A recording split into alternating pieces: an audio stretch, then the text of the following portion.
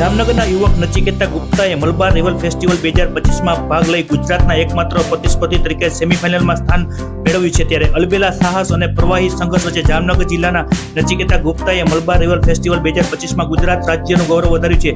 એશિયાની સૌથી મોટી વ્હાઇટ વોટર કાયાકિંગ સ્પર્ધા તરીકે ઓળખાતી આ આંતરરાષ્ટ્રીય ઇવેન્ટમાં નચિકેતા ગુપ્તાએ જેઓએ ગુજરાતમાંથી ભાગ લઈ એકમાત્ર પ્રતિસ્પર્ધી તરીકે આગવી ઓળખ ઊભી કરી છે, તેને સેમીફાઇનલ સુધી પહોંચીને સૌપ્રથમ વખત ગુજરાત અને જામનગરનું મલબારના તીવ્ર પ્રહારોમાં નામ ગુંજવ્યું છે।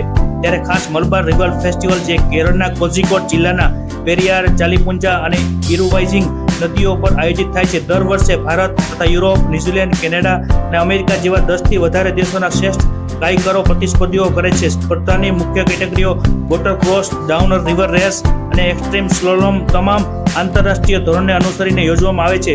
અહીં રમત કૌશલ્ય ઉપરાંત સ્નાયુ શક્તિ, સંતુલન, તટસ્થતા કસોટીમાં મુકાય છે। આ તીવ્ર સ્પર્ધા વચ્ચે નચિકેતાએ પોતાની પ્રતિભાનું આગવું સ્થાન મેળવ્યું છે। કાયાક એ સાંકડી અને લાંબી બોટ છે। કાયાકિંગ એ આંતરરાષ્ટ્રીય સ્તરે પ્રતિસ્પર્ધી રમત છે। એ ઓલિમ્પિક રમતોમાં પણ સમાવેશ કરવામાં આવ્યો છે। વ્હાઇટ વોટર કાયાકિંગનો પ્રકાર છે, જેમાં પ્રવૃત્તિઓ વિસ્તારમાં વહેતી ઝડપભરી ઉછળતા પાણીવાળી નદીઓમાં કાયાક ચલાવવામાં આવે છે। આ પ્રકારનું કાયાકિંગ ઊંડા જળપ્રવાહો, પથ્થરો અને વળાંકોથી ભરેલું હોવાથી સાહસિક રમતોમાં આગવું સ્થાન ધરાવે છે।